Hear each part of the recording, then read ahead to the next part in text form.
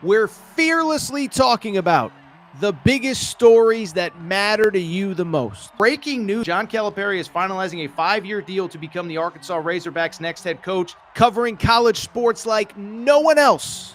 The biggest guests in sports. We now welcome in Hall of Famer Jim Calhoun. Such a pride I had, I came to connect. The legend, Tim Tebow, joins us. We'll run it back. I like it. The legend, Herschel Walker.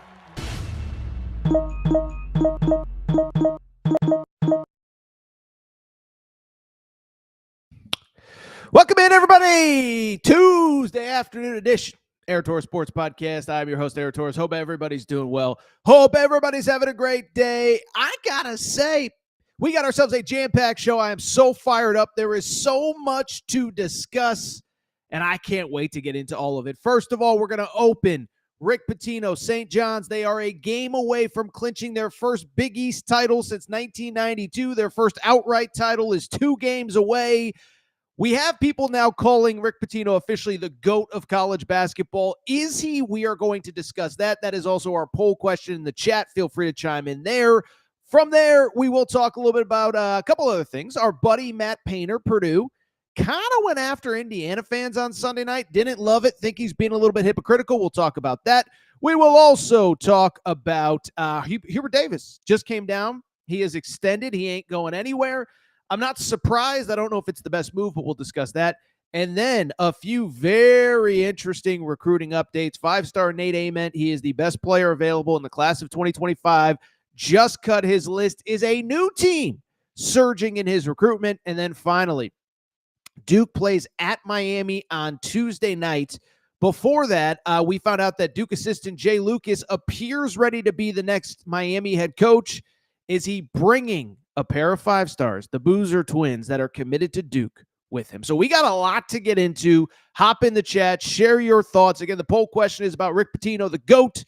But before we get started, a couple quick things. One, make sure that you're subscribed to the Aaron Torres Pod YouTube channel. New clips, new videos going up every single day. We go live 4 or 5 times a week as well. By the way, shout out to everybody who survived the fire alarm during Sunday's show. That was certainly an adventure. We appreciate your support. Speaking of support, we also appreciate your support via podcast, Apple, Spotify, wherever you get podcasts. We are available. Make sure to download there. Beyond just your support, we also appreciate the support of our friends. We appreciate the support of our partners. We appreciate the support of Collipuffs at Collipuffs.com. Okay, so listen, I've told you all about Collipuffs at this point. Unbelievable company, unbelievable brand. We're growing with them. We love them. We love their support. But for people who are new to the show, here's what you need to know, okay? So it's that time of year. You're about to be on the couch for about a month straight because of March Madness, and you need a snack that is healthy but delicious. My friends, my people, my crew, that's where Collipuffs comes in. Baked, not fried, avocado oil, no grease. This is the healthy alternative to the crap in your grocery aisle. Family-owned company, started not far from where I'm from. And Joey, the owner, he's a sports fan. Comments on all my reels, by the way. Shout out to Joey. Appreciate your support. But basically, listen, Joey basically was sitting on the couch one day watching sports, said, I need something that is healthy, but also delicious for me to eat, for my kids to eat. And that is where he came up with Collipuffs. Again, baked, not fried, avocado oil, no grease, all of that. But the best part is, the most important part is, they are freaking delicious, okay? That's what I need you to do, because if you have, by the way, a lot of you have tried them, so we appreciate your support. But if you have not yet, you got to go ahead and do it. This is what you need to do. Go to Collipuffs.com. That's Collipuffs.com, Collipuffs.com. Also, you can get them on Amazon. So you already got a cart open on Amazon. You're on there every single day. I don't want to know what's in that cart, you little freak. But what you can do, throw some Collipuffs in. Next time you place an order, they'll be in there. Try them for yourself. Shout out to everybody from this show who has found out about Collipuffs through the Aaron Torres Pod. We appreciate your support. We appreciate the support of Collipuffs.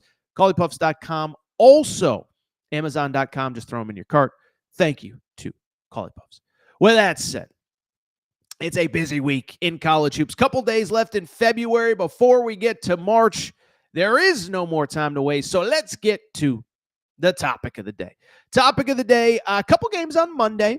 Houston clinched a Big 12 co-title. Couple games on Tuesday. Obviously, we'll react to all of them probably tomorrow. Certainly, it's just that time of year. There's a lot going on in college hoops. But one thing that is definitively going on in college hoops this week is that Rick Pitino and the St. John's Red Storm are going for history here in college hoops. Why do I bring it up? It is because St. John's is on the verge of doing something that a lot of people listening to this show were not alive for the last time it happened, and that is this. St. John's has a 2-game lead in the Big East with 1 game left in the or with 3 games left in the regular season, excuse me. And basically, that very simply means this. It means that with 1 win, they will clinch a share of the Big East regular season title for the first time since 1992. With a win and a loss by Creighton, they will clinch their first outright Big East title since 1985, okay? Listen, Torres is getting old. Torres has some gray hair coming in on the sides. The fact that St. John's has not won a Big East regular season title outright in my lifetime shows you just how far this program has come under Rick Pitino. It's incredible. Again, 1 win and a Creighton loss gives you it outright. 2 wins in the final 3 gives it to you outright. It would take basically a disaster down the stretch for them to not clinch a Big East regular season title outright. So you get the stakes, you get what's at stake. By the way, St. John's back on the court on Wednesday. And I bring it up, by the way, as you can see here, Torres on SJU for all your St. John's coverage. But as I bring it up and why it's important, we also do have our Big Rick Energy t-shirts available, baby. That's right. You got Big Rick Energy all throughout New York City. That t-shirt right there, it is a phenomenon. We are selling a ton of them. We appreciate your support. But as I said, there is Big Rick Energy all over New York City. And you know how I know that St. John's is blowing up? It is because WFAN, it's been a few years since I've been on the East Coast, but WFAN at one point was the most powerful local sports talk radio station in America. They were the voice of the fan, Mike Francesa, Mike and the Mad Dog, and they have taken over New York City. Now, by the way, Torres talked about this 3 or 4 years ago when Rick Pitino was a candidate for the job. I said, New York City will support college basketball. You just have to give them a good product, which is why I was always such an advocate for St. John's hiring Rick Pitino. And I bring it up because we're here. They're on the verge of a Big East regular season title. It's all taken over New York City. It's on the airwaves. And I heard this clip from Brandon Tierney on I believe it's WFAN. If it's not, I feel terrible, but I think it's WFAN. And I bring it up because Brandon Tierney is a New York City radio legend, okay? He's not that much older than me. I don't think he's a very old guy, but he's been on radio forever. I think he's just awesome, relatable, sports fan. He screams New York City. He also did St. John's coverage on radio for years. Well, on his show on Monday, he was reacting to the UConn game, and he basically made the argument, Rick Pitino, this guy that has taken over our city, is the GOAT of college basketball. A little bit of a long clip, but it's a good one. Here's Brandon Tierney, WFAN. Is the greatest college basketball coach of all time. I really do. And, you know, not to necessarily turn that into that kind of a debate or a conversation, but, you know, the thing that Rick has done that so many of the older coaches either refused to do or were unable to do, he's adapted. Oh, kids transferring left and right? All right, I'll find the way to make it work. Oh, NIL money, we can make that happen? Yep, okay, here we go. Now I have a general manager, which they do, Matt, who's terrific, and they've got some more money. Mike Rapoli and others, like now St. John's is humming. To understand what Rick Pitino has done, he is one of a kind. His energy is relentless. His focus is Jedi-like. And his basketball acumen is without peer. The defense on this team is by far, it's not even close, the best in the history of St. John's. And I love Louis, and we revere Louis, and Louis' team locked down. Not like this. Nobody does. This is different. This is like that place sounds and looks and feels different than it has ever felt in my life. This is it for Rick. Rick is home, and Rick is staying. And Rick is building this thing out so that it's not just 2, 3, 4 magical years of Rick Pitino, and then it's dead for another 30, and we'll never recover. Rick Pitino, when I say he's building buildings. That was Brandon Tierney, absolute beast. By the way, any St. John's fan listening that knows BT, tell him AT wants to speak to him. We'd love to have him on this show to talk about the St. John's revolution here at MSG, all right? So let's go ahead and dive in because he said it. Greatest coach in the history of college basketball. I think there's a lot of layers to it. I think it's a very interesting conversation. And what I want to do now is just dive in and have a conversation. You could drop your thoughts on this conversation in the chat below. So listen, I know what a lot of people are going to say, right? Is there's no way that you can argue that Rick Pitino is the GOAT of college basketball. Too many schools, too many stops, too many this, too many that. And I think it's kind of interesting, really to me, I think certainly he is going to be compared probably most notably to Coach K at Duke. Coach K has 5 national championships. Rick Pitino only has 2. So I know that, and I know you could argue John Wooden, but it's a different era, whatever. Bring it up because to me, it feels as though it's an interesting conversation. It's an interesting debate. And to me, it almost feels a little bit like LeBron versus MJ if you're comparing Rick Pitino to Mike Krzyzewski, right? Because LeBron has like the totality of he's just been around longer. I think you could argue that Rick Pitino has done it at a higher level in shorter spurts than Coach K. And really, I think the other thing too that I think people would sit there and say, well, you can't say he's the GOAT. Like, I think the other conversation, of course, always boils down to, and I'm already seeing it in the chat, of what if he had never left Kentucky in the first place? And it's kind of crazy. Listen, I'm a little bit even young to remember the Kentucky days. I remember the 96 national championship. I remember the 97 trip to the national championship game. And, of course, I remember 98 when he left and Tubby Smith won a national championship there. But what I think is interesting is if you just go to the Kentucky years, I mean, you just think about what he could have done. So, like, if the argument is, well, he just doesn't have the totality that a Coach K or a John Wooden does. It's like, well, the big debate is like, what would have happened if he had actually stayed at Kentucky? This was kind of mind-boggling to me. Okay, so he was at Kentucky for 8 years. The first 2 years, I don't want to say they don't count, but Kentucky was under probation and not even eligible for the NCAA tournament, which is kind of a laughing thing to think about in 2025, not being eligible, probation, all that. But this is what used to happen. Well, first of all, in year 2, even under probation, couldn't play in the NCAA tournament. They won the SEC. But then in the 6 years that Rick Pitino was at Kentucky where they were eligible for the NCAA tournament, how about this? 6 NCAA tournament appearances, 4 Elite Eights, 3 Final Fours, 2 national championship games, and a national title. And so if you want to sit there and say, well, Coach K did this, it's like, okay. Well, Pitino, in basically a 6-year period, made 3 Final Fours, 4 Elite Eights, and I'm pretty sure if he had stayed since, never left Kentucky, then yes, we'd be talking about him as 5, 6, 7, 4, 5, whatever national championships. It's just the truth. Now, I think you can argue that Pitino's a high achiever. He was always going to pursue NBA opportunities at some point, whatever. But I don't think you can argue that if he had just stayed at Kentucky, I have zero doubt that he'd have as many wins, if not more than Coach K, as many national championships, if not more. But what I want to do now is kind of dive deeper into the conversation that Brandon Tierney brought up, because I think there are a lot of very interesting elements to that need to be discussed. First of all, I think the part that he brought up about Rick Pitino's ability to adapt, to me is a key part of the GOAT conversation. Because there's a lot of guys that can do it one way in one era that haven't really totally figured out this era, right? Listen, my buddy Colin Cowherd references Bob Knight all the time. Bob Knight in the coach runs the show era. It's my way or the highway. You fall in line. Bob Knight was great. As players slowly got more in power, as you kind of went to that more of a one-and-done-ish model, Bob Knight never adapted, and Bob Knight was done, pretty early on. Not pretty early on, but relatively early in his career.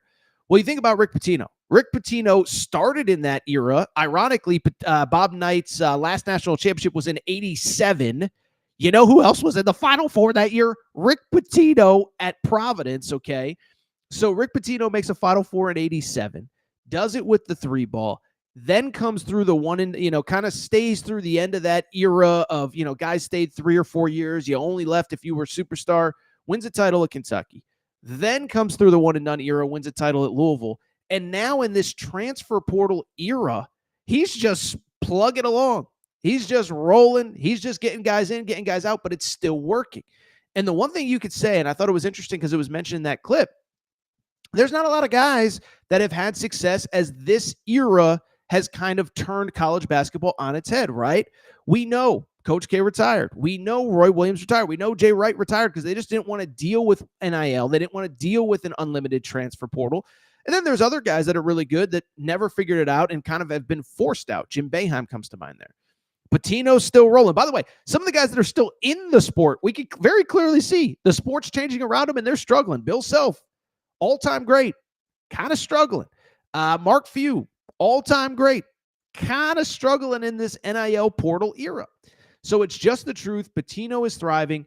But when I think about Pitino, I think there's two things that come to mind. One, he has won in so many different eras that I think he has to be considered in that GOAT conversation, even if he doesn't have the totality of wins and national championships and Final Fours and whatever. By the way, it's kind of worth noting, this might be the strongest argument for the GOAT conversation. If he takes St. John's to a Final Four this year, you know that St. John's would be the fourth team that Rick Pitino would have taken to a Final Four in 4 different decades. Took Providence in the 80s, took Kentucky in the 90s, took Louisville in both the 2000s and the 2010s. Now, what is it, about 35, 40 years after he left Providence, could take another team to a Final Four in the Big East. But the thing about Pitino that stands out to me, and this is why, I'm sorry, he's kind of the GOAT, is one, I think it's what I said a minute ago, is the fact that he's done it in all these different eras. 2, and this to me is kind of an important part, it is the fact, and this is an important note, I think, and I've said this on the show, I think the guy is great at basically every part of coaching college basketball. And I think there are some guys that are really great in different elements, right? John Calipari's a great recruiter. I don't think even the biggest John Calipari fan, and I'm one of them, would say he's the greatest X's and O's guys that have ever lived, right?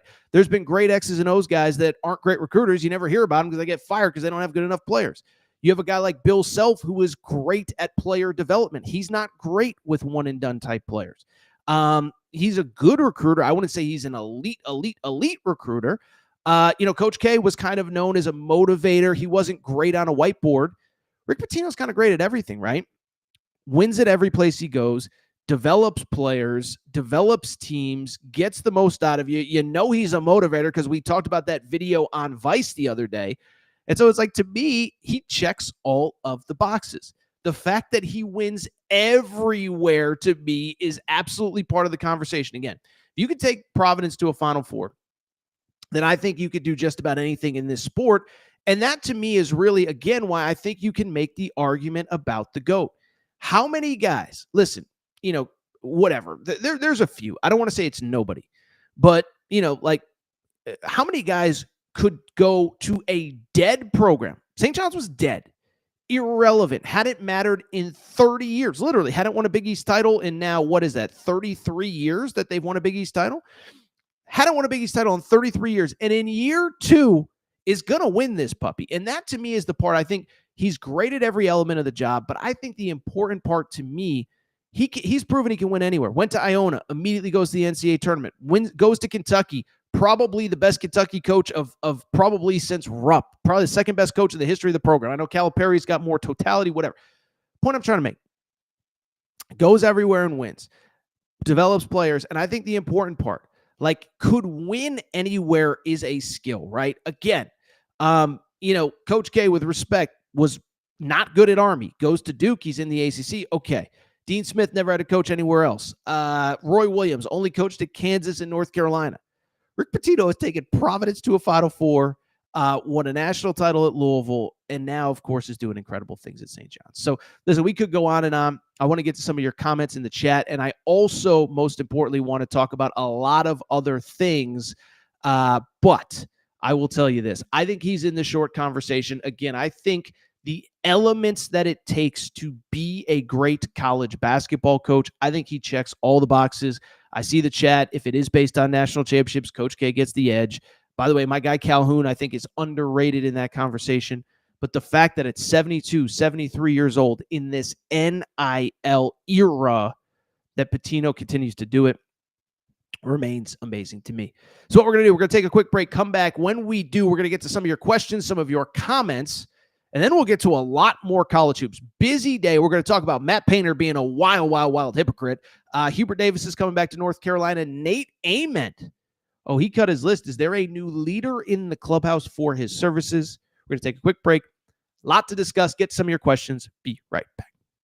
What's up, everybody? It's AT, and listen, long day of podcasting. Sometimes don't always look the best. So look at this. It's a little bit not great, okay? Well, here is the great news. The great people at Fob Box said, Torres, you're a professional. You just got 50,000 subscribers on YouTube. You need to look better. And so they sent me a couple awesome things. I want to pull them out for you right now. This is all from the winter collection, by the way. Spring collection is coming out. We got the vest, very, very, very nice. The sweater, very professional for when I go to professional events. We got these nice blue jeans. I think the question now everybody's asking is, Torres, how do you actually look when you put that stuff on?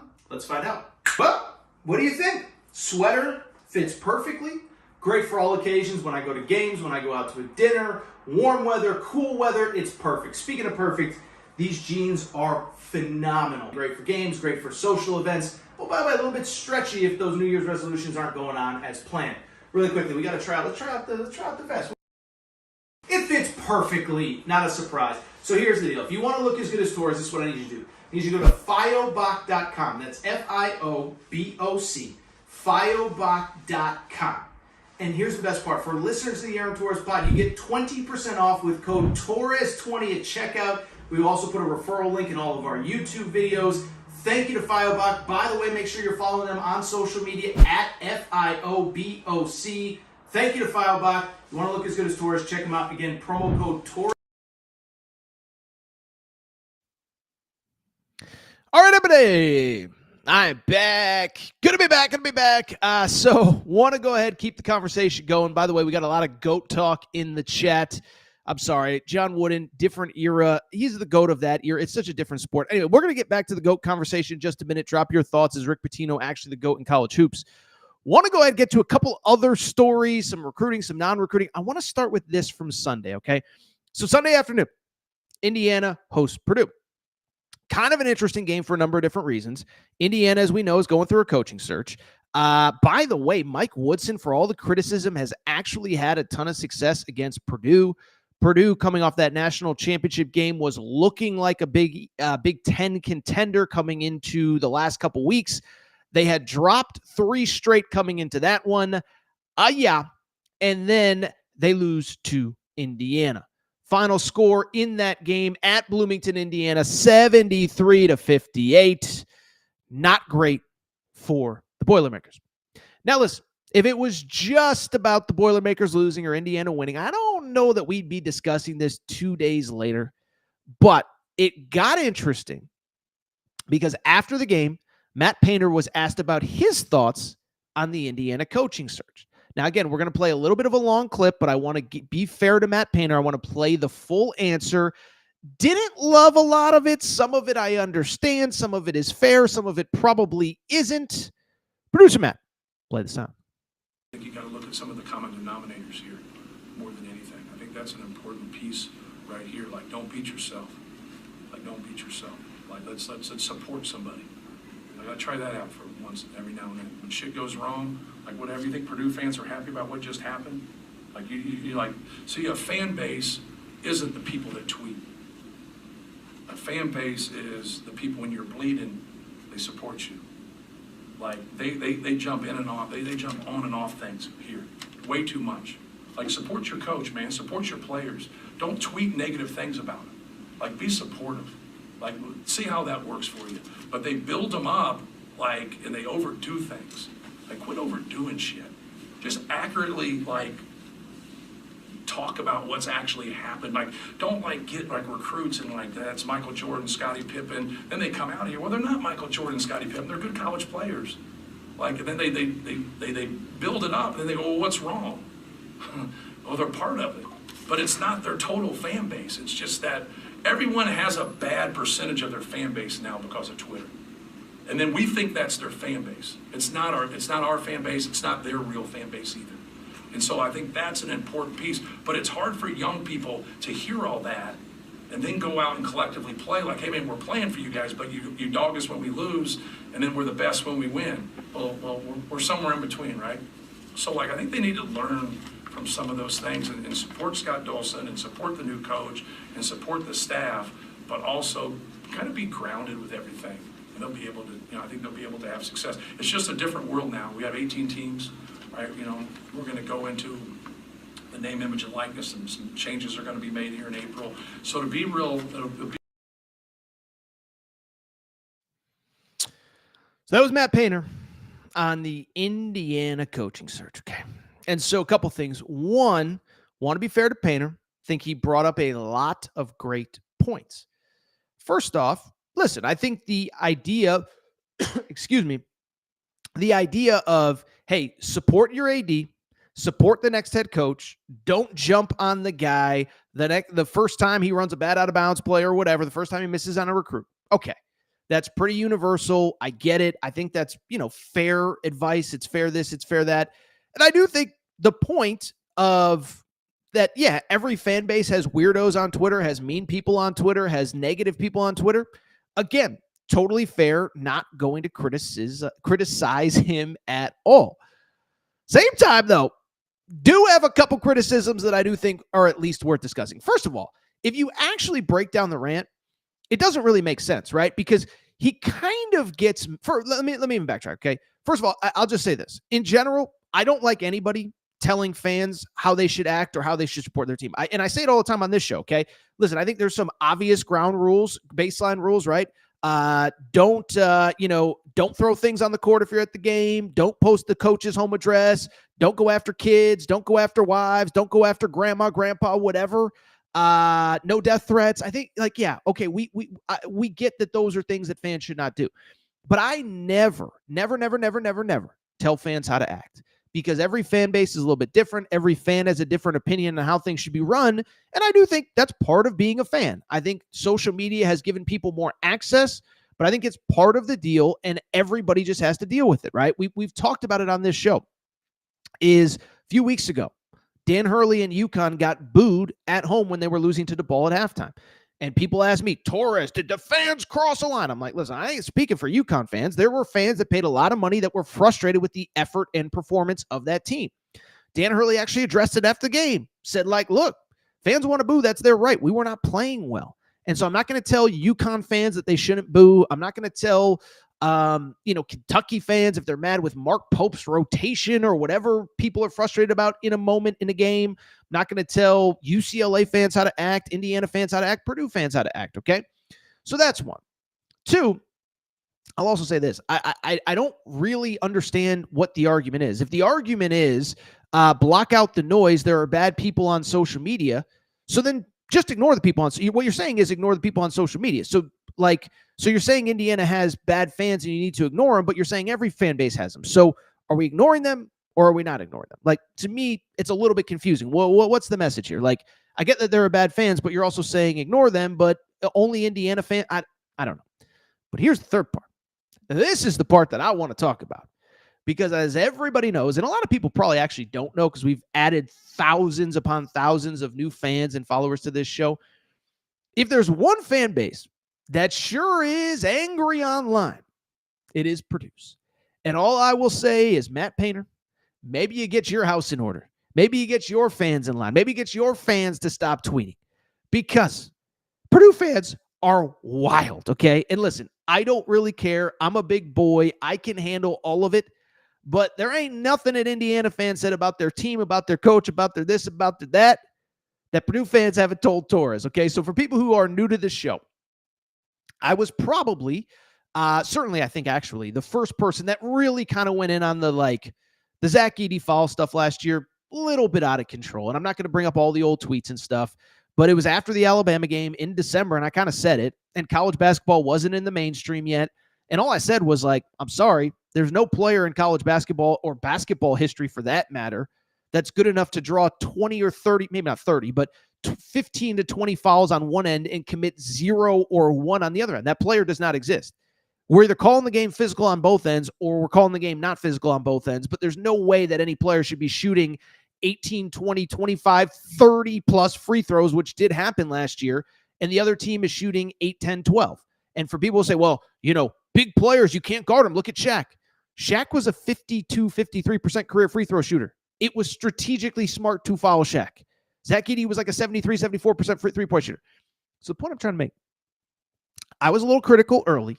By the way, there was a lot of things I did not say. I did not say anything about Zach Edey was only good because he's tall or this or that. By the way, I picked Zach Edey as my National Player of the Year, picked Purdue to play in the national championship game against UConn last year. So I've never really had any hatred for Purdue. But I will just say, Matt Painter, who has all the answers for Indiana's fan base, like I said, you got to get your fan base in line. I just want to read a couple quick tweets from our buddies in West Lafayette because I think it's pretty funny. I actually, the last time I tweeted about Purdue, I was kind of curious, like, can we bury the hatchet? Is it that big of a deal? Should we care? Is it over? Are Purdue fans still mad? So about 3 weeks ago when Purdue was actually playing well, by the way, it is kind of funny. Purdue all of a sudden doesn't have a 42-2 free throw advantage in every game, and all of a sudden they're struggling to win. But I bring it up because for fun, I went back and looked at the last tweet that I put out about Purdue. Producer Matt, if we have that tweet available, play it. Okay, so this was from January 31st. So this was about a month ago now when Purdue was playing well. I said, since Purdue fans think I never have anything nice to say about their program, let me say, Braden Smith is playing at about as high of a level as any college point guard can. 24 points and 7 assists tonight versus Indiana. This was after the first game. It was on a Friday night after getting 24 and 10 versus Michigan last week. So this was after the first Michigan game, January 31st. Remember where I was when I sent the tweet. I was out to dinner with my wife. We were at the restaurant, or the grocery store down the street has a bar, so we're kind of hanging out at the bar. Anyway, sent out that tweet. I was like, maybe we'll bury the hatchet with Purdue fans. Yeah, not so much. By the way, before we get to the responses to that tweet, if you are with children, if you are with somebody impressionable, if you don't want to hear any vulgar language, I would go ahead and just mute this for about the next minute or so, because you're going to hear some stuff. You're going to hear some words that maybe you shouldn't be hearing, depending on who you are. Okay, so producer Matt, what were some of the responses to me saying, put simply, since Purdue fans think that I never say anything nice, Braden Smith is playing like an All-American? Boiler Burner 1 said, thanks, pussy. I don't know. Whoa. I guess I appreciate that. Remember, this coming from the fan base that Matt Painter was just lecturing, people need to be nice around social media. Thanks, pussy. Well, it didn't make Torres feel all good in the warm and fuzzies, but that's okay. But maybe once the responses keep going, they'll get a little bit better. What was the next one, producer Matt? Mature Boiler says, shut up, bitch boy. That's B-O-I, by the way. Doesn't seem very mature to me, but what do I know? I'm not from Purdue. I never went to Purdue. I've never been to West Lafayette. Maybe that is maturity on West Lafayette. But here's the thing, right? I said something nice about the team. How mad could anybody possibly be about me complimenting an All-American point guard? What's the next response, producer Matt? You're still a douchebag of the highest order, ... from the franchise 021. For saying your point guard is your All-American point guard is awesome? Doesn't seem like it's that big of a deal to me, but what do I know? I think, do we have one more? I don't know if we do or not. I don't know. I think that might be it. Oh, Skinny says, keep sucking off Alabama and Tennessee. Well, I don't think we've talked much about Tennessee on this show at all this year because I find them like insanely boring. And Alabama is a top 5 team. I mean, if I talk about them too much, I apologize. But thank you to Skinny for that comment. So, yeah, that was Torres' latest run-in with Purdue fans. And by the way, last year was even worse. And for the record, I don't really care. But what I will say, it is a little bit hypocritical. And if Matt Painter is going to sit there and say, well, guess what? Every fan base has bad fans on social media. Ignore them. I actually agree with that. But then just ignore them. You don't need to bring them up. You don't need to keep talking about them. But if you are going to talk about them, Matt Painter, not producer Matt. I was going to say producer Matt. It's stuck in my head. Producer Matt's always been very nice to me. He's never called me a bitch boy or a pussy or anything like that, at least not that I'm aware of. Maybe he said it off air when I'm not around. Never called me a bitch boy to my face, though. I guess all I'm trying to say is, Matt Painter, listen, you want to talk about social media, maybe you start with your fan base. I think Indiana fans will take care of their own hire. I think your point about, hey, let the AD make the hire. Don't jump on the coach the first chance you get. By the way, it's kind of also worth noting, about 5-6 years ago, Matt Painter almost left Purdue because the fan base was getting negative. That's another conversation for another day. It was probably a little bit longer. It's probably about 8-9 years ago now. Matt Painter, get your house in order. Tell Mature Boiler to grow up. Tell Boiler whatever. I'm just saying. A little bit of hypocrisy there. All right, let's keep the conversation going. We're going to get to some of the recruiting stuff in just a minute. But what I want to do now is switch gears. And I do want to talk about yet another topic. And by the way, I hope the questions, I haven't looked at the chat here in a minute, but drop your questions. We will get to them in a minute, I promise. Let's see here. All right, let's go ahead. Let's go ahead and let's see here. All right, let's switch gears. One other story I do want to get to before we get to the recruiting news, because it just broke probably within the last hour before we started recording.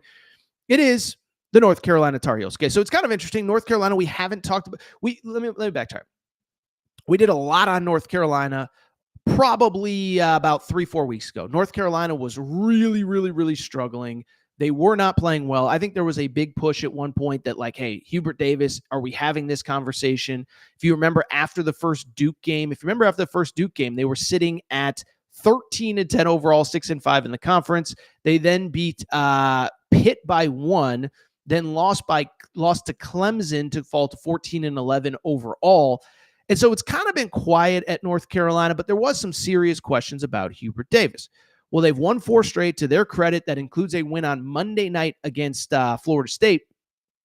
But again, there was some talk about, like, is it at all possible that Hubert Davis might not be back this coming season? Well, I bring it up because we did get some news, as I said, just a few minutes before we went live on air.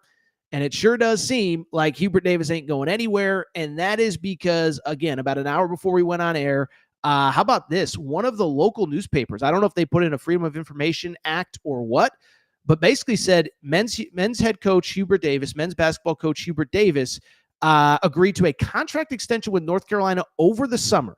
It was officially signed in December. The new deal extends to 2030 overall. So I think the big question is, like, did North Carolina make a mistake deciding that they wanted to bring back Hubert Davis? And like, is this at all surprising? So let's start with the surprising stuff. I'll be real.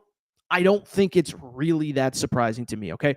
When I knew, and I think we even talked about this at the time, when I knew that North Carolina, that nothing was probably going to happen on the coaching front as far as firing Hubert Davis, about 3 weeks ago, remember, he did the coaches show where he said, we need to change the structure of this team and of this program and of this organization. And it starts with hiring a GM. And I found that very interesting at the time when we talked about it, as I said, like, look, first of all, I think there was the debate of, like, should you even be firing him at all? Won the ACC regular season last year, went to the Final Four in year 1. But of course, it was worth noting that if they missed the NCAA tournament this year, that would be 2 in 4 years. Okay, so I think there was a legitimate argument of North Carolina. If you missed twice in 4 years, should you be allowed back for a 5th year? But as soon as he started talking about, we need to hire a GM, we need to go ahead and change how we are operating this program, that kind of said to me that he's probably coming back. I don't think he goes on a coach's show and talks about changes he is going to make in the offseason. If he does not believe he is going to be back, if he does not believe that he is going to return, and if he frankly has not already had those kinds of conversations with his AD. So as soon as he started talking about, like, hey, we're probably going to need to hire a GM and get this thing going in the right direction, that kind of said to me he's going to be back. I think everything's going to be fine. I think he's going to get another year. And by the way, it is worth noting, kind of in conjunction with the news that a contract extension was signed in December, is that North Carolina actually did announce its GM on Monday, or whatever today is, Tuesday, that Jim Tanner, a longtime NBA agent, is coming on as the GM. So not only did Hubert Davis say he wanted a GM, he officially hired one on Tuesday afternoon, and I'm not really surprised by that.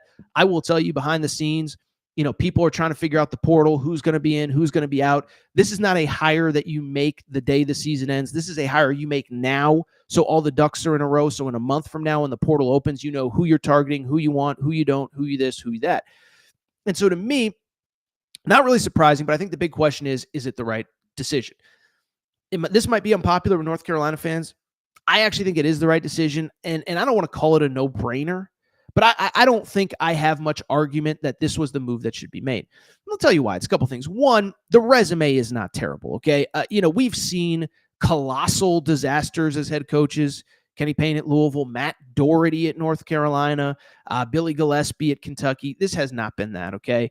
You can argue North Carolina should be operating at a higher level. You can argue that the year they made the Final Four, they were not good for most of the season. But at the same time, Final Four in year 1, won the ACC last year. This year, and by the way, I had him in the top 10 in the preseason, so I'm not going to sit here and lie and say that I didn't. But the counter to that is like, you could also argue, like, you know what? Like, we kind of knew in June, when this roster came together, that the roster was lacking big guys, and that's been their issue, and it's going to continue to be their issue until next season, regardless of what happens. But we always knew this roster was a little bit flawed. I would also add, I think this is going to be the new model in college sports. With rev share, with NIL, the way that it is. I think most schools are going to give the head coach an extra year because it's going to be a lot cheaper to just put an extra $5 million into NIL or $3 million into NIL or whatever it ends up being. It's always going to be easier to do that than it is to just fire a head coach, right? We saw it with Florida football this year. I mean, there was talk like Billy Napier's not coming back. Then it's like, oh, DJ Lagway's actually really good, and we're going to lose him in the portal if we don't let him go. Now, the team got hot at the end, but Florida kind of decided to, you know what? Rather than spending $25 million to fire Billy Napier, let's spend $5 million on NIL, hope that he can put a competitive roster on the field this year, and then if it doesn't work, then we get rid of him next year. And you get the point. So I'm not surprised. I think this was the right decision. And ultimately, as far as I'm concerned, I say give them another year. It's also worth noting, like, they're starting to play better. They're 17-11 right now. I think they're going to the NCAA tournament. I know this is a different conversation, but like, you know, I know they haven't been playing well, but they're 17-11. Their final 3 games are Miami at home, or I think it's at Miami, Virginia Tech, and Duke at home. Miami is not very good. We're going to talk about them in a minute because I think I know who their next head coach is. I think we all know who their next head coach is. But then also, Virginia Tech is probably going to fire their coach. And then you have Duke at home. And so, you know, listen, they're sitting at, again, 18-11 right now. You win 2 out of those 3. Let's say you lose to Duke. You're 20-12. All of your losses are good. By the way, think about this. The 4 number 1 seeds in the NCAA tournament could be Auburn, Alabama, Florida, and Duke. What do those 4 schools have in common? North Carolina played them all. Now, they could very well end up being 0-5 or 0-6 against them if they face Duke in the ACC tournament, but they had an insane schedule. So I think they're going to make the tournament. I'm guessing this was the right move. And I think more than anything, North Carolina, Hubert Davis is a North Carolina guy. They wanted to give him 1 more year to really just figure out, like, dude, are you the guy? Are you not the guy? Can you figure this out or not? We're going to give you all the resources. We're going to give you all the NIL. And so far, like, I know it's hard to say, but so far so good. They're winning. Caleb Wilson is heading to Carolina. I think some of those freshmen that we thought were going to be one and dones, maybe they're back. All of a sudden, that trajectory looks a lot different. Do still think you got to close out this season. You have to get to the NCAA tournament. Again, I think if you go 2-1 over your final 3, you're probably in good shape. Don't lose some weird game at the ACC tournament to somebody awful like NC State or Boston College or something. But right now, if the season ended today, they would be the 6th seed at the ACC tournament. If they win 2 of their final 3, they'll be 13-7 in ACC play. And then you get next year to figure out, okay, is he officially the guy or not? Not surprised, not even frustrated. I think it was probably the right decision. All right, so what we're going to do, take a quick break, come back. When we do, 2 recruiting stories to wrap the show. Nate Ament, 5-star, cut his list to 5 today. We're going to discuss, has a new leader emerged for him? And then we will also discuss Jay Lucas, Duke assistant coach. Duke's playing at Miami today. It looks like Jay Lucas is going to be Miami's next head coach. Also the lead recruiter for the Boozer Twins, who chose Duke over Miami. What does it mean for Duke? Is Duke recruiting falling apart? Quick break. Be right back. What's up, everybody? It's AT, and listen, long day of podcasting. Sometimes don't always look the best. So look at this. It's a little bit not great, okay? Well, here is the great news. The great people at Fob Box said, Torres, you're a professional. You just got 50,000 subscribers on YouTube. You need to look better. And so they sent me a couple awesome things. I want to pull them out for you right now. This is all from the winter collection, by the way. Spring collection is coming out. We got the vest, very, very, very nice. The sweater, very professional for when I go to professional events. We got these nice blue jeans. I think the question now everybody's asking is, Torres, how do you actually look when you put that stuff on? Let's find out. Well, what do you think? Sweater fits perfectly. Great for all occasions. When I go to games, when I go out to a dinner, warm weather, cool weather, it's perfect. Speaking of perfect, these jeans are phenomenal. Great for games, great for social events. Oh, by the way, a little bit stretchy if those New Year's resolutions aren't going on as planned. really quickly, we got to try out. Let's try out the vest. It fits perfectly, not a surprise. So here's the deal. If you want to look as good as Torres, this is what I need you to do. I need you to go to fioboc.com. That's FIOBOC. Fioboc.com. And here's the best part. For listeners to the Aaron Torres pod, you get 20% off with code Torres20 at checkout. We also put a referral link in all of our YouTube videos. Thank you to Fioboc. By the way, make sure you're following them on social media at FIOBOC. Thank you to Fioboc. You want to look as good as Torres, check them out. Again, promo code Torres.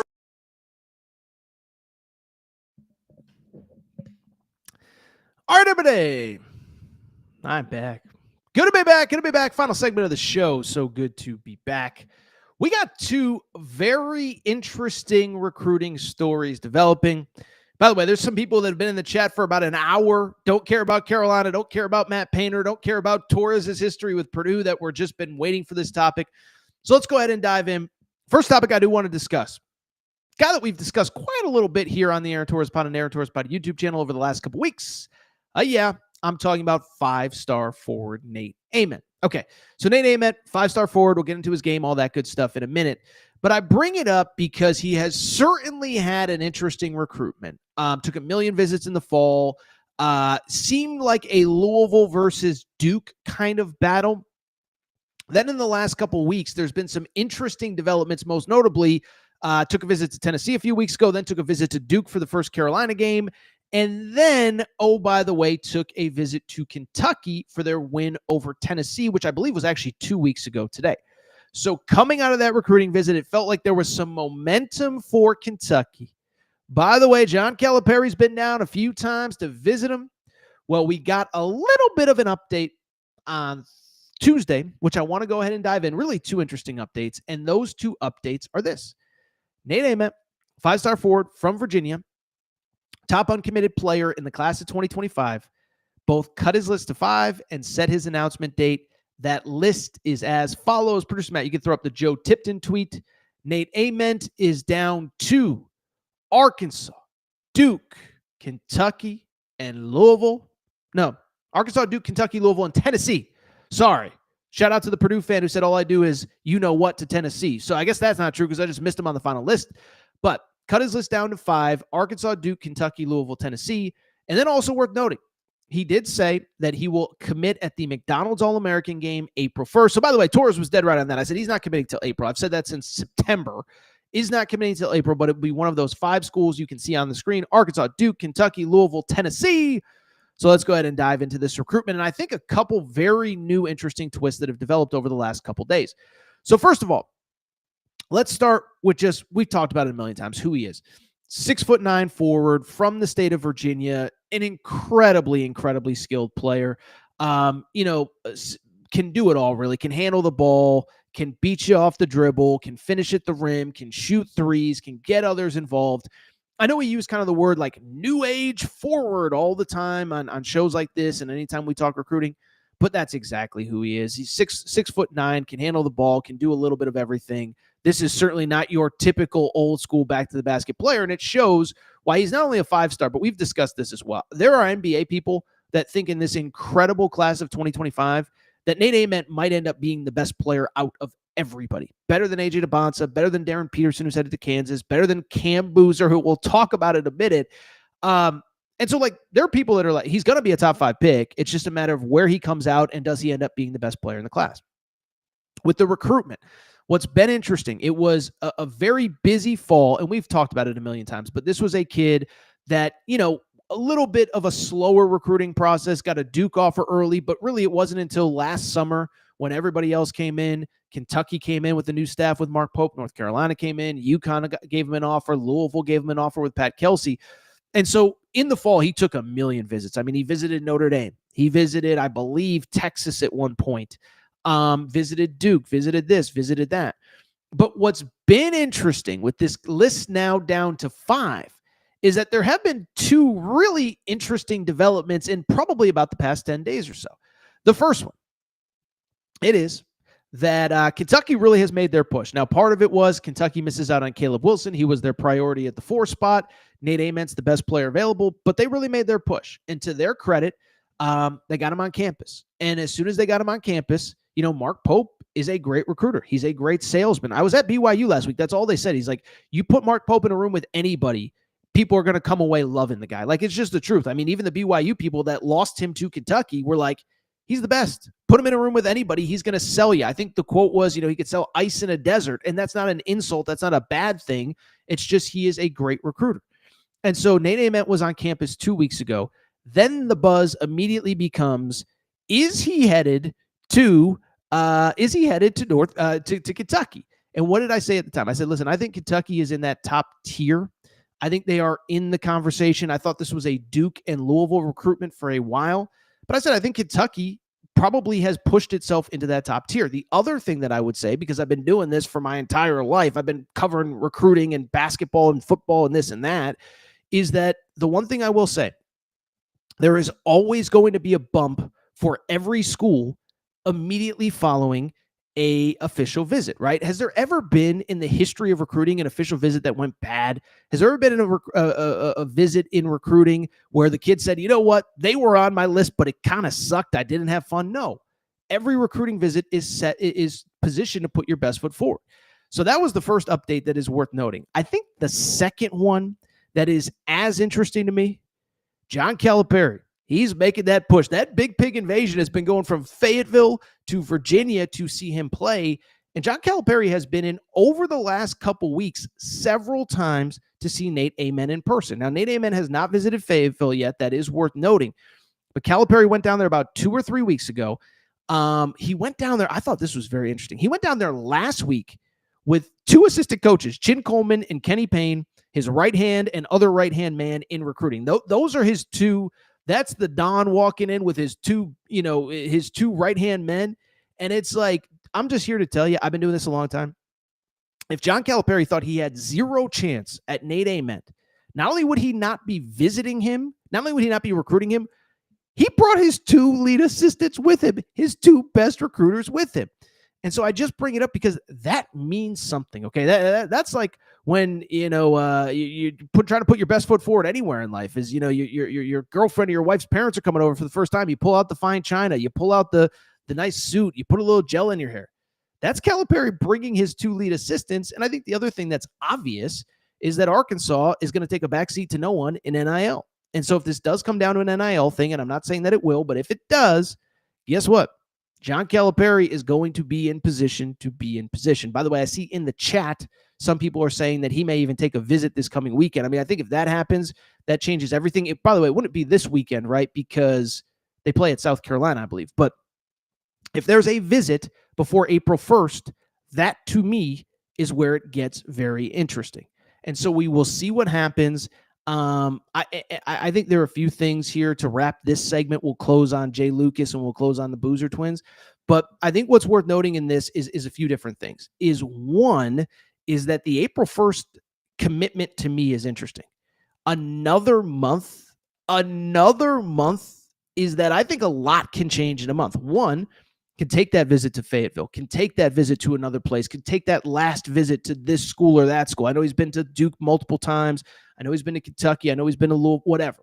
Tennessee he's been to as well. But you get another month with this kid. Again, it's February 25th, and he's not committing until April 1st. A lot can change there, and a school like Arkansas can make a push. By the way, a school like Tennessee can make a push, whatever. So we'll see what happens. Listen, I'm not going to sit here and lie. If I had to bet today, I would still pick either Duke or maybe Louisville. Louisville has the whole fans take thing. For people who don't know, it's fans can donate directly to NIL. And then if he commits, he gets a fat check. And Louisville fans have been atop that leaderboard for quite some time now. So to me, I think it's interesting. The top 5 is there. I think the fact that Arkansas is there is saying something to me. The fact that Arkansas has another month to make a push is really saying something to me. So we will see what happens. But Nate Ament cuts his list, and Nate Ament is going to commit on April 1st. One other recruiting story that I do think is absolutely worth noting comes from the world of the ACC, okay? So this is really interesting, and I want to start off by saying this. On Tuesday night, so I'm recording here Tuesday afternoon. Tuesday night, Duke plays at Miami. Why is that noteworthy? It's noteworthy because a few days ago, there was a report that came out. It was actually on the day of the Duke-Illinois game. Multiple reports came out that Miami was going to hire Duke's lead assistant, Jay Lucas, as its head coach. Now, I thought it was interesting. The Miami people are saying it's done. Some of the national reporters are saying it's not quite done yet. Here's the truth. I know this because I know all of the the relevant people, the people that are leaking this story to certain people. Sometimes if the local media says it's done, like, I think it's basically done. Okay. And I think what the agents were I think what why the national people are hesitant to say it's done is because they haven't been given the green light by whoever Jay Lucas's agent is to say that it's done. What I know I'm tripping over my words here. We're 55 minutes into the show. Forgive me, but I bring it up because Duke is playing at Miami, and what feels obvious is that they didn't want this story to leak before Duke has to go to Miami. Then, of course, John Shire has to answer questions about it. The players have to answer questions about it. Jay Lucas is in the building. And so I think in a perfect world, everybody at Duke and in this hiring process and at Miami even was hoping that this story would stay under wraps until after this game. It didn't. I think probably by the end of the week, Jay Lucas has probably officially accepted the job. Now, for people who do not know, he will coach throughout the end of the season. He's not leaving tomorrow. This isn't like when a coach leaves a team in a bowl game. You know, if Tennessee makes the Outback Bowl and their defensive coordinator gets a head coaching job, that's not this. He'll be there through the end of the season. Duke, like everybody, we all think Duke has a chance to win it all. So he might not actually land in Coral Gables until middle of April. But I believe by the end of this week, it'll be basically understood that he is going to be the head coach at Miami. And there's a conversation about how good will he be, first-time head coach, younger guy, 34, 35. I think he'll be really good. I think in this world, get out the old guys, get out the guys that are going to fight NIL. Jim Larinaga is a perfect example, whining about NIL a couple years after, his school rode NIL to the Final Four. Jay Lucas is young. He gets it. He gets what NIL is about. And he gets that this is the world of college basketball going forward, and I just have to accept it. I don't have to like it, but I have to accept it. So that's my Jay Lucas spiel. But now comes the interesting question, because this is the follow-up that everybody has, and I have some thoughts on it. What does it mean for the Boozer Twins? Okay, so the Boozer Twins, I think everybody, if you're still watching or you're listening on pod, you know this story. But the Boozer Twins are the sons of Carlos Boozer. Carlos Boozer, Duke legend, his two sons, Cam Boozer. Cam Boozer might be the best player in high school basketball. I know AJ DeBonsa. I know Darren Peterson. I know Nate Ament. Cam Boozer has won everything there is to win. Gold medals. He's won Peach Jam like 4 years in a row. He is the number one, number two player in America, probably pretty much behind DeBonsa. On top of that, he has a twin brother, Caden Boozer, who I think is a totally underrated five-star point guard. They're both McDonald's All-Americans. They're both committed to Duke. But this is where it gets interesting. People, they live in Miami. They're from Miami. And for a lot of the recruitment, there was a belief that they were going to stay home, that they were not going to go to Duke, even though their father played at Duke, and that they were going to stay in Miami. And the thought process is pretty simple. Cam Boozer's a lottery pick. He could play at Miami, he could play at Duke, he could play on the moon, he could play at Sacramento State. Doesn't really matter. He's going to be a lottery pick. So there's that element of it. Is they're from Miami. There was a thought they were going to be committed to Miami. Now, I never really bought it, but you listen to all the recruiting guys. Oh, no, it was Miami and Duke made a last-minute push. No. Duke was going to get it, but whatever. But Miami was the school they chose. They chose Duke over Miami. And Jay Lucas was the lead recruiter for the Boozer Twins to Miami. So people are connecting dots. People are asking questions. People are wondering, is Jay Lucas going to be able to flip the Boozer Twins to Miami? Let me just say this. It's a great story with a great narrative. And if things change in the next week or two, we will be all over it. I don't really believe it's going to happen. Okay, first of all, there's always a story every single year where a lead assistant goes somewhere and they think that they're going to bring this recruit with them. In general, recruits commit to programs, they commit to head coaches, and the lead assistant might be the guy who did the heavy recruiting, but it doesn't change the fact that very rarely do star players follow assistant coaches, okay? I go back to last year. Remember when Alvin Brooks was hired from Baylor at Kentucky as Kentucky's lead assistant? for a day or two, the conversation was, is VJ Edgecombe coming with him? VJ Edgecombe's going to be a top 10 pick. I said, I don't think so. It'd be cool, but I don't think so. VJ Edgecombe stayed committed to Baylor. VJ Edgecombe stayed committed to Scott Drew. Now, you could argue this is a little bit different because Kentucky was not really in the mix. Mark Pope was not really in the mix for sure on VJ Edgecombe. In this one, the lead recruiter is going to the number 2 school. But I just find it hard to believe at this point that it is going to be anything other than Duke. Not because Miami's not a great choice, but it's not like John Shire's leaving. That's one. 2, it's not like John Shire has done anything to prove that he is not the best coach for these kids to play for. Because look, Cam Boozer's going to step into that Cooper Flagg role this year. Now, you could argue it's a little bit different. Cooper Flagg's a little bit of a different player. I don't disagree with that. But what I do disagree with is the idea that there's anywhere better for this kid than at Duke. I think the fact that his father's a legacy does matter. I think if they had committed to UCLA and then the lead assistant was going to Miami, the guy that recruited him, and now they could stay home, that'd be different than being at Duke, where their dad played, where they've been around. And again, I know they had a unique recruitment where they did consider other schools, but I just don't see it. The last thing, too, I just don't think at this point, and this is no disrespect to Jay Lucas, but if you're these 2 guys, are you going to risk your careers playing for a first-year head coach? It's not a knock. It's just a reality. Is you're going to leave Duke, where John Shire, you can criticize him, but year 2, they made the Elite 8. This was last year. They made the Elite 8. Remember, they lost to North Carolina State, but they made the Elite 8. This year, they're going to be a number 1 seed. They're going to win the ACC by 1,000,000 games. They're going to be one of the favorites, if not the favorite, to win the NCAA tournament. You can sit there and say he's not Coach K, whatever, but he's proven to be a pretty darn good head coach. And so to me, I think it's an interesting conversation. I think it's a fun conversation. And to be clear, I think Jay Lucas is going to be really good as a head coach, new age guy, the guy that you need. I don't think this is a scenario, though, where he will take the Boozer twins with him. By the way, like I said, if I'm wrong, I will own up to it, but I just don't see it happening. All right, I'll tell you what. I think we're going to get out of here. We're at over an hour of content. I'm pretty sure, too, my neighbor may kill me because I've been very loud. So I'm going to go ahead and get out of here. If you are not subscribed to the Aaron Torres Pod YouTube channel, go ahead and make sure to do so. Apple, Spotify, Amazon Music, Google Music, wherever you listen to podcasts, make sure that you're subscribed. Also, make sure you're subscribed to the YouTube channel. We hit 50,500 subscribers already. Can we get to 51,000 by the end of this week? That'd be amazing. I appreciate everybody's support. And by the way, I thought we had a really fun show today. Not a lot of games on Monday night, but we certainly find plenty to talk about. So thank you to everybody who joined live. Just an absolutely awesome audience. We very much appreciate your support. And we'll be back. By the way, fun week ahead.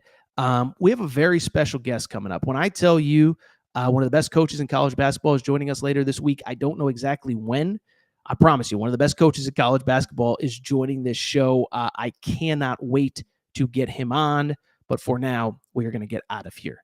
Shout out to Torque Craig. Shout out to Rachel, who hates my voice. Shout out to JJ Reddick. You F-head. Unblock me, bro. I will be back tomorrow with a big-time head coach, Aaron Torres Pod. By the way, do me a quick favor. Like the little thumbs up button. They say that helps with the algorithm. Appreciate everybody's support. Be back soon.